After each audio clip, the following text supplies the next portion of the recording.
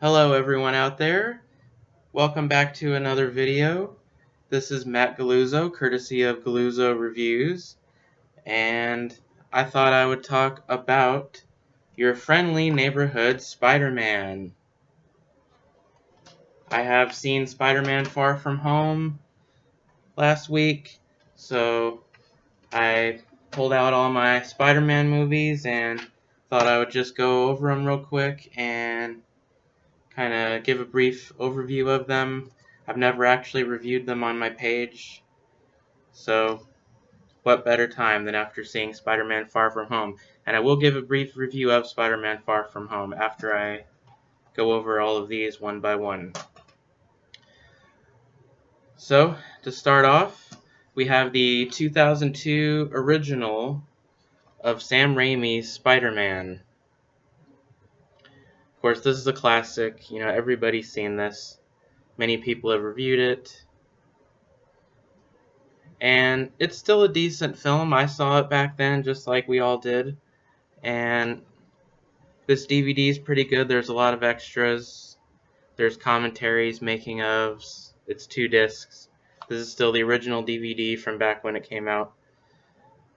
And my problem with these movies is Tobey Maguire was never really my cup of tea as Spider-Man. The movies are fine. Sam Raimi directed them. I like him as a director. But Tobey Maguire has never been my cup of tea. The main reason I like these movies is for the villains and the supporting characters, the action, the music, soundtrack. So this one, the highlight is the Green Goblin as the villain. He's the highlight. Willem Dafoe is great. Still to this day, one of the most memorable superhero villains to me. So because of Willem Dafoe, the music by Danny Elfman, and just seeing Spidey web sling on the big screen in live action, this is still a decent movie. Not one of my very favorites, and it has dated a bit with some of the effects, but this is still a fun movie. And if you somehow have not seen it, I recommend checking it out if you are a Spider-Man fan. So that's the original Spider-Man. Then 2 years later, they did a sequel, Spider-Man 2, which introduced Dr. Octopus, Doc Ock, as the villain. And the version this is the extended cut, which has a few extra little action bits, a couple of extra scenes, and new commentaries and new features that the other one didn't have. When I got this, I sold the other one. In hindsight, I kind of wish I still had the other one, because the new stuff doesn't really add much to this. But again, the highlight is the villain, Doc Ock. The effects are awesome. They won an Oscar. The way that they do the arms, it's a combination of CGI and practical effects. And Sam Raimi, as a director, he really gets to shine here. He really gets to go all out with his old style that he used on the Evil Dead movies and such. It's another 2-disc. And of these 3 original Tobey Maguire ones, this is probably my favorite, just because of the improved action scenes, the improved effects. Doc Ock is awesome. He's a perfect Spidey villain. And it's just an improvement on the original in every way. Still not a fan of Tobey Maguire or really Kirsten Dunst either, but this is still a good one. So of the original trilogy, this is the best one. Spider-Man 2, 2004, which led into, 3 years later, 2007, Spider-Man 3, where he gets the black suit, they introduce Venom, Sandman's a villain, there's another Green Goblin version, they introduce the character of Gwen Stacy. They just introduced too many characters, there's too much going on, and it work better in the other two, having just one villain, because Venom is one of my all-time favorite characters, and I remember when I saw this in the theater, the crushing disappointment I had when they butchered Venom so much. The actor was wrong, he didn't look right, and he's barely in the film until the end, and even then he doesn't do much. So because of that alone, they butchered Venom, they butchered the symbiote and the alien costume. That should have been 2 movies. But they rushed it and they had to include Venom. The producers wanted him in there, so they had to put him in there along with Sandman. And Sandman's okay, but I don't like the twist to his character, that they try to say he's the one that killed Uncle Ben or had a hand in that, and that was just not a good idea. So this is definitely the weakest one, the one I've watched the least. It has some scenes I like, some elements I like, but too much going on, and it's a very limp part 3. And it's not a very fun movie either. It's kind of a drag. So, kind of a weak movie, Spider-Man 3. So that's the original trilogy.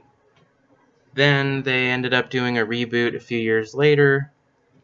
They were going to do a Spider-Man 4, but various stuff happened. They never did. So they got a whole new cast, whole new director, and then we have this reboot from 2012, The Amazing Spider-Man,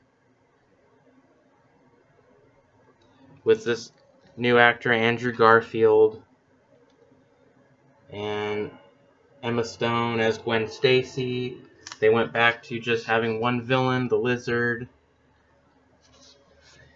And this is a film that I have mixed feelings on because I like it a lot at times, but then there are things about it that I don't like. I don't like how they redo the whole origin again. We didn't need that. The Lizard was portrayed pretty weakly. He didn't look right, and the story takes too long to get going. The first hour, there isn't even much action or much happening, and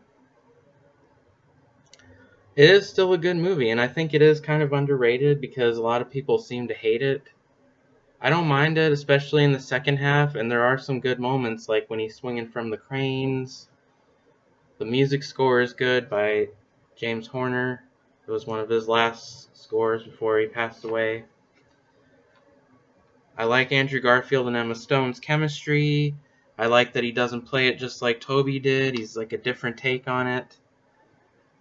But it really doesn't offer that much different than the Raimi ones.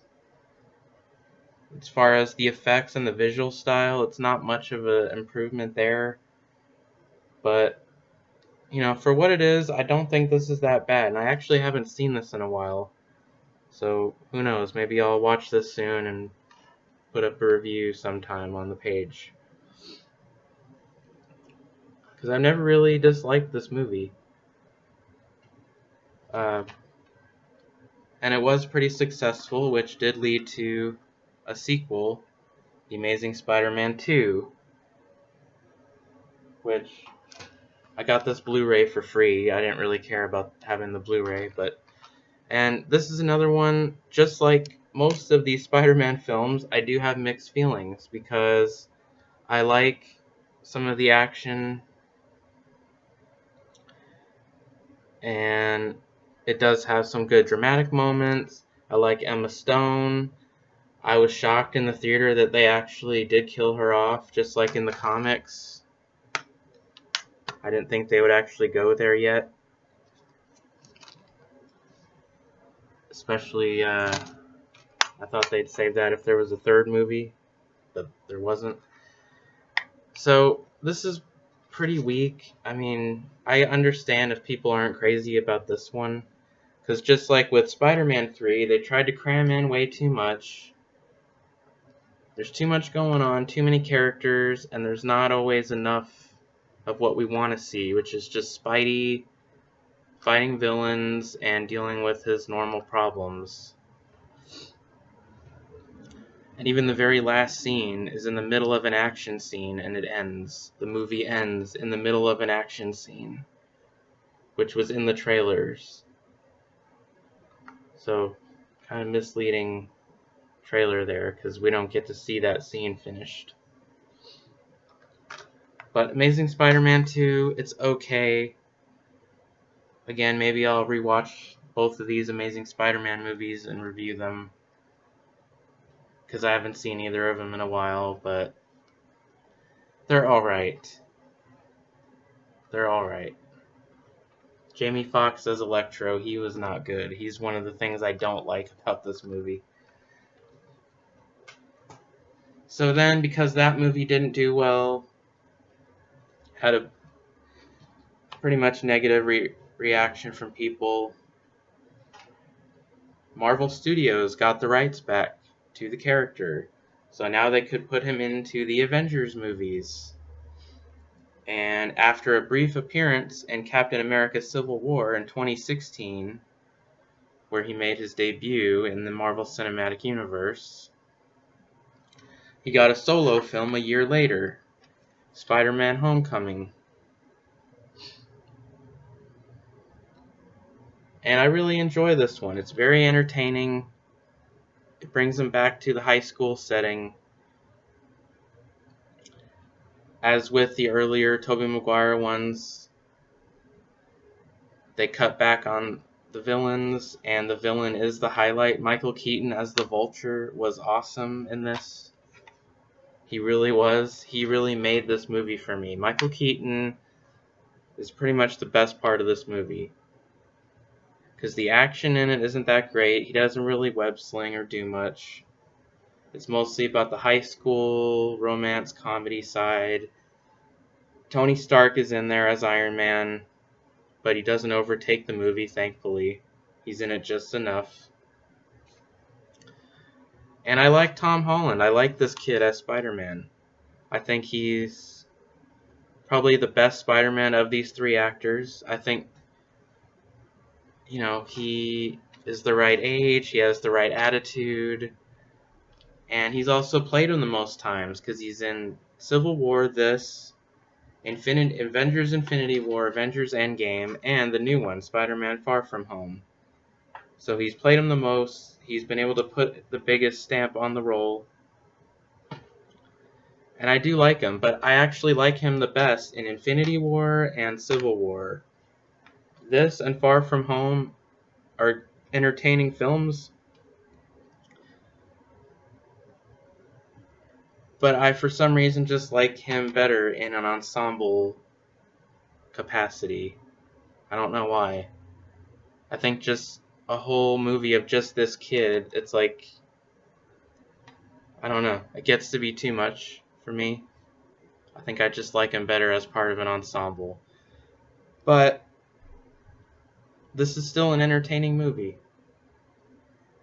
It really is. Spider-Man: Homecoming. So we have 3 different versions of Spider-Man. We have Tobey Maguire, Andrew Garfield, and Tom Holland. So, whichever one your favorite is, that's cool. I know everyone has their own favorites. My favorite would be Tom Holland in the MCU movies. Probably my favorites, Civil War and Infinity War, as far as his appearances go. But I do like Andrew Garfield in Amazing Spider-Man, and I like Tobey Maguire in the first 2 of these original films. They all have their merits. I still don't think there is a definitive Spidey movie like Batman has The Dark Knight, Wolverine has Logan, Superman has the original Chris Reeve movie.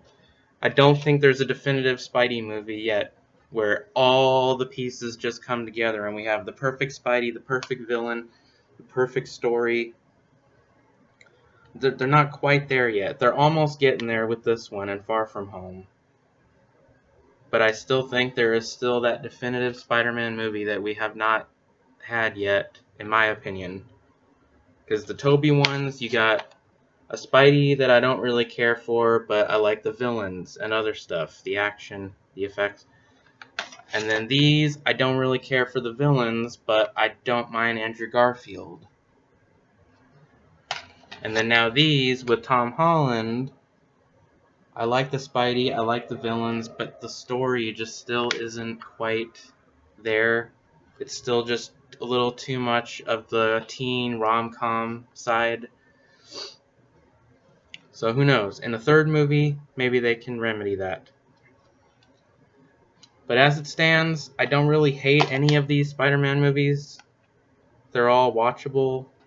I would say Spider-Man 2 is probably still the best one, and then Spider-Man Homecoming. And then his appearances in Infinity War and Civil War and Endgame. But those are not solo Spidey movies. So overall, he's had a good run in the movies, and he's not done yet by any means. And speaking of that, Spider-Man Far From Home. Currently in theaters, I saw it, and I liked it. It's entertaining. It's an MCU movie all the way. They check off all the boxes. By now, you know what you're getting with these movies. Just like with Spider-Man Homecoming, my favorite aspect of it is the villain. So, spoiler alert, if you haven't seen it, this is a spoiler. Jake Gyllenhaal is Mysterio. In the trailers, they made him seem like he was a good guy, which was weird because in the comics, Mysterio has always been a bad guy. And so then there's a twist in the movie where you learn he is a bad guy. He was tricking Peter Parker the whole time. And I wasn't surprised by the twist. I was happy about it because I'm like, good, he's actually a villain. Like he's supposed to be. Jake Gyllenhaal is not an actor that I normally care about. But he was a lot of fun in this. He actually was a highlight of the movie for me. Because he was true to the character, the way that he was written, the way that Gyllenhaal portrayed him. He was true to the character of Mysterio. He was still a master of illusions and deception, and his costume, visually, he looked like him.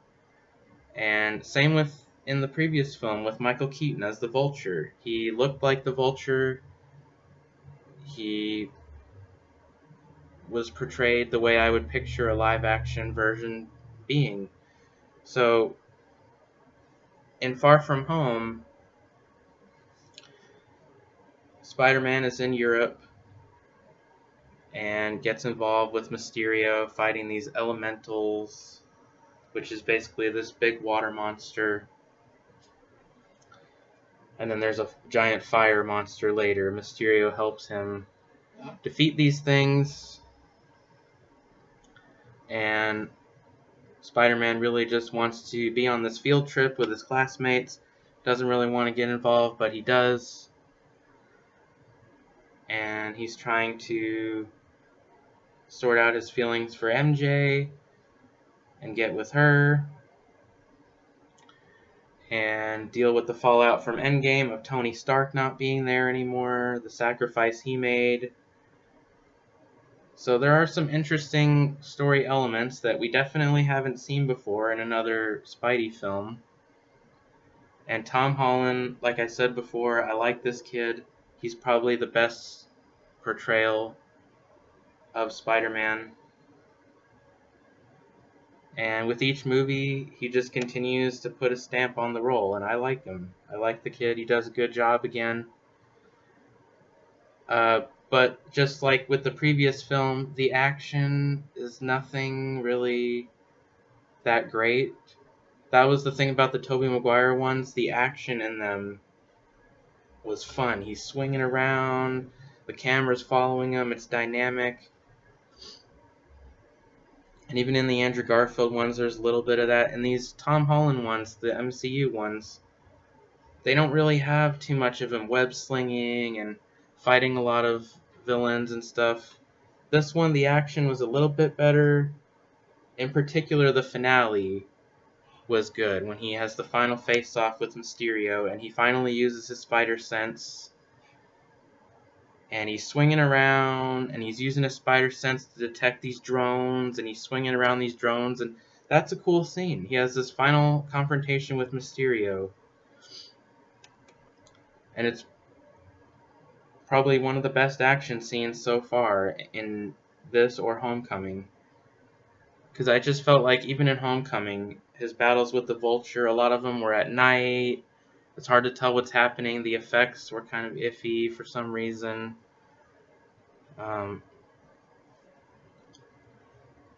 So these new ones haven't quite found their footing yet with the action front.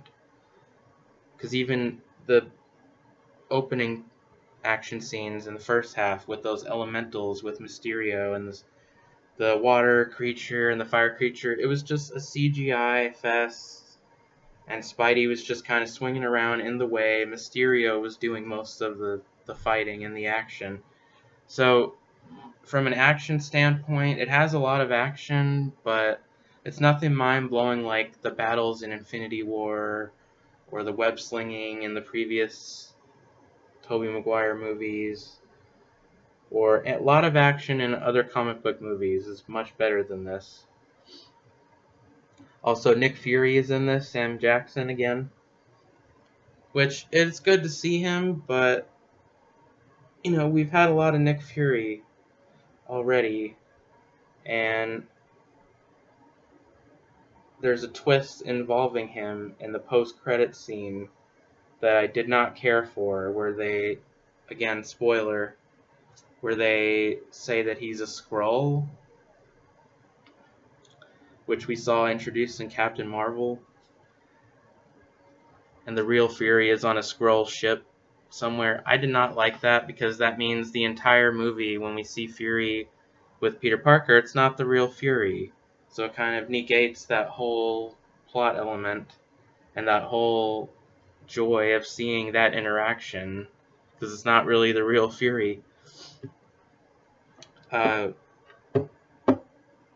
There's another mid-credit scene. That scene was awesome. It sets up a third Spider-Man movie and other stuff that might happen in the other MCU movies, which has a cameo by the original J. Jonah Jameson from the Tobey Maguire movies, which I thought was awesome, because I never thought that we'd see him again. These movies are in a different continuity and everything.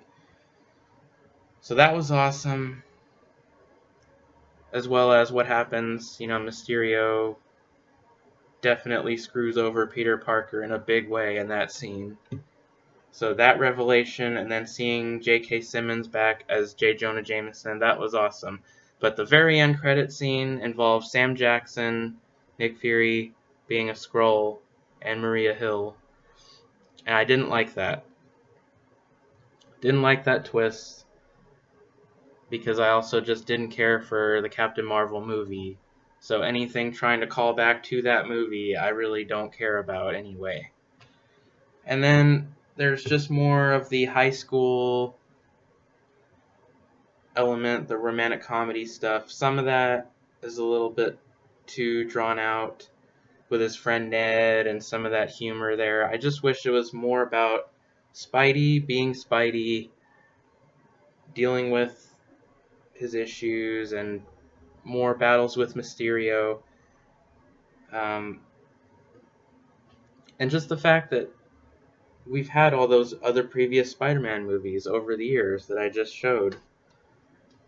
Yes, they're not part of this continuity, some of them, but this is already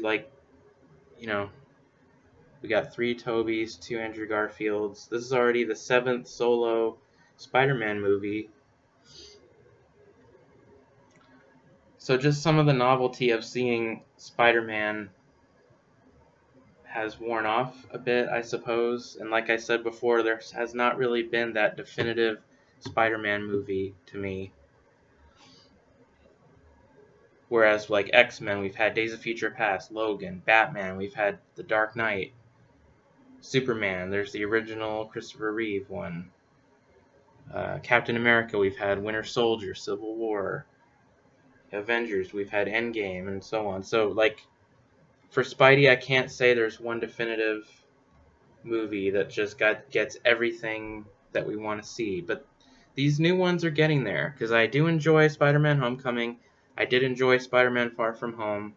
It had a lot of entertainment value. Tom Holland does a good job. Jake Gyllenhaal was a nice surprise as Mysterio. He was really entertaining. He was a really fun villain. And it went at a good pace. It sets up some good seeds for a future movie. Had some fun cameos like the J. Jonah Jameson thing. Does not have a Stan Lee cameo for the first time because he sadly passed away. So that was kind of sad. But I already knew that going in, that he wouldn't have one. So I'm sure a lot of people have seen it already. If you haven't seen it, I recommend Spider-Man Far From Home. I do recommend Spider-Man Homecoming also, but Spider-Man Far From Home, solid MCU movie, not in the upper tier of like Infinity War, Winter Soldier, Civil War. It's probably in like the middle of the road for me. Of the 22 movies, it's somewhere in the middle. But it's still worth seeing. If you're a Spider-Man fan, it's very satisfying. And I will definitely see it again at some point. And there are plenty of other Spider-Man movies. As I showed earlier, if you haven't seen any of these, check these out as well. Or since Far From Home is out, maybe this is a good time to revisit some of these. Because like I said, I might rewatch The Amazing Spider-Man 1 and 2, give those another shot. And that's about all I can say. I covered all of the previous films. I gave a little review and synopsis of Far From Home. And if you're a Spider-Man fan, check it out. Thanks for watching this video. I will see you all next time, and we'll see you later.